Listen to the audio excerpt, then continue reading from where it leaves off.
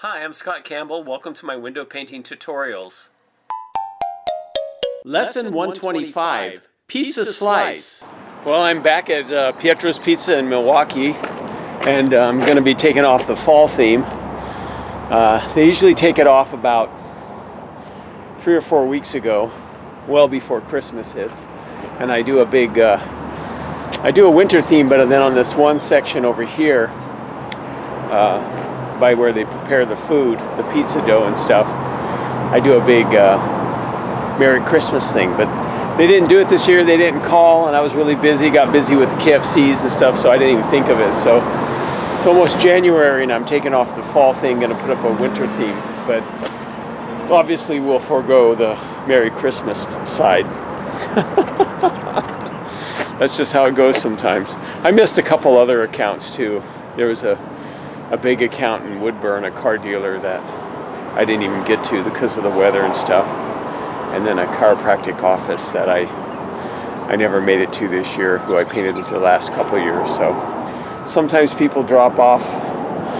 You know, I can't get to everybody always. So anyway, I do my best.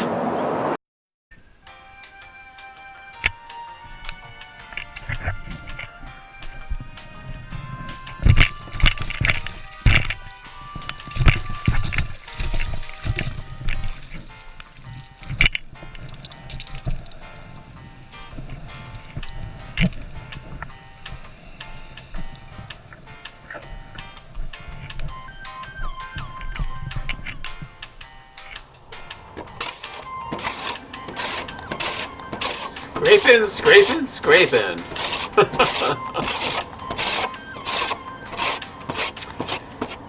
Well, I'm going to lay out the pizza slices real quick here with the white. This is pretty easy to do. Just get the basic shape going. And then come back in and kind of sketch it out.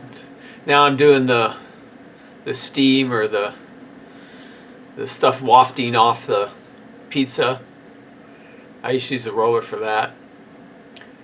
And now I'm doing the second coat of white. And there's a polar bear there on the side, is holding the pizza in his hand. Now I'm going to trim these out. And it's good not to let them dry all the way. It's kind of a pain in the butt if they dry all the way, but you just want to get like all these little thin shapes interspersed with thick shapes, and it just gives it a kind of a natural feel like smoke or steam. And it's good to take a little bit of time and just try to get the shapes right, because it really delineates the motion.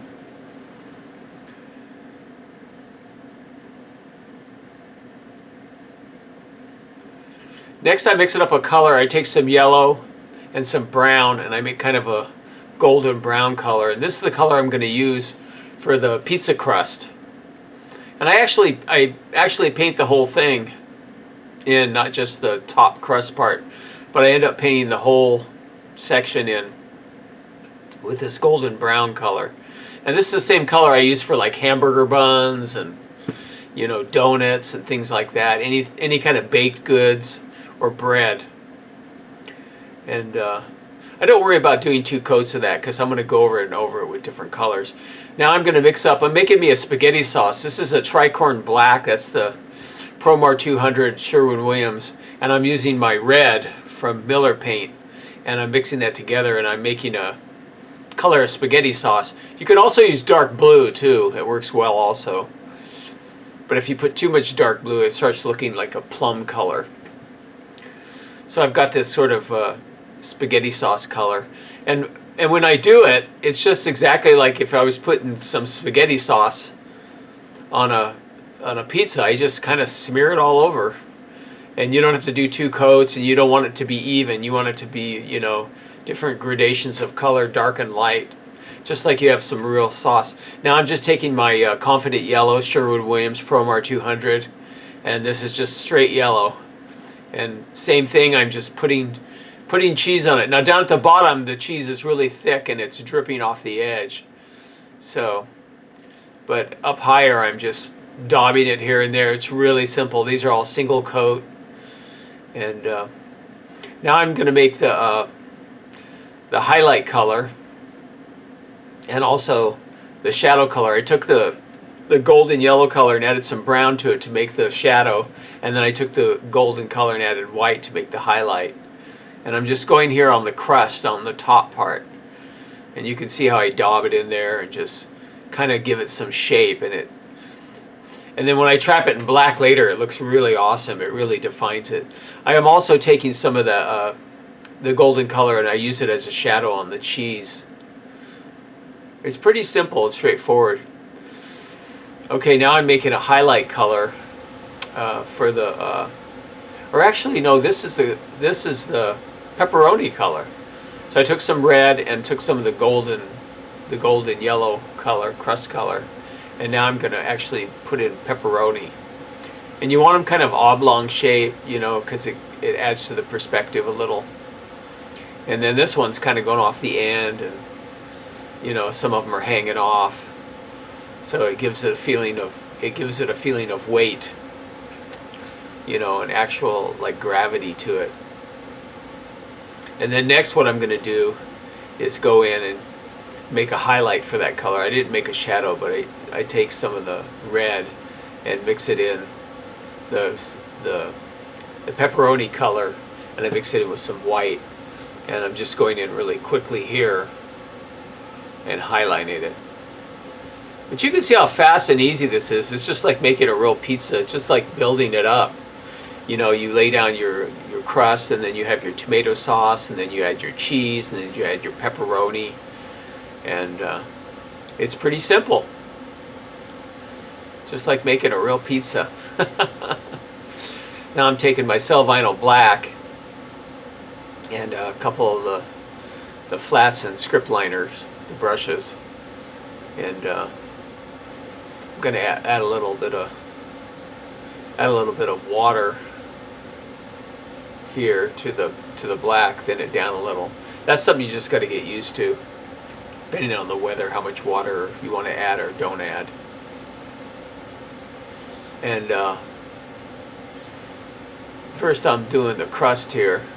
I'm doing a little thick and thin lines around the crust at the top. But the stuff I really want to show you is the pepperoni. And it really just, once you add the black, it gives it a look, it gives it a feel, it makes it look real. It makes it look like a three-dimensional object when you trap it in black. I'm doing the polar bear's hand real quick.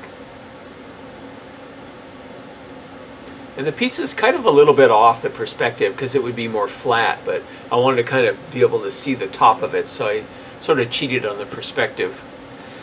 But now on this here, you want the line on the top of the pepperoni small or thin, and the line below it thicker. It gives it a feeling of weight. It gives it, and it's like a shadow underneath. You know, it's like an instant shadow. But I would call this like a Disney-style pizza. It's just, you know, even though it's pizza and it's food, it has a Disney feel to it. The way it's outlined, the highlights and the shadows. This is kind of old school from the 40s and the 50s Disney style. It just gives it that look. You can feel it. And a lot of the Disney colors and stuff, they use a lot of white in their colors too. Like this cheese, I probably could have added some white, and it would have made it a little bit more realistic. But still, it works, you know.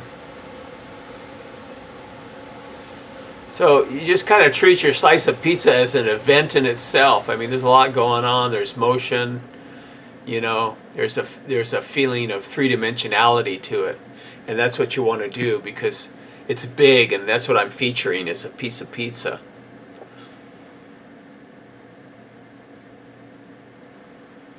And I came up with this just after years and years of painting pizza and painting burgers and painting fries and different things. You know, you learn, and if you can improve at it, you can do it. Create your own style or whatever, or you can try this and see if it works for you. I'm trying to sort of make the cheese feel like it's three-dimensional as well. And I added some sparkly magic to it. Anyway, there it is. There's my guy, and he's got one tooth. I decided to do that, but it came out really well, and it just has a lot of a feeling and a lot of appeal and a lot of mass to it, and like I said, three-dimensionality. Anyway, I'm going to show you a few pictures here, and here's some music to enjoy it with.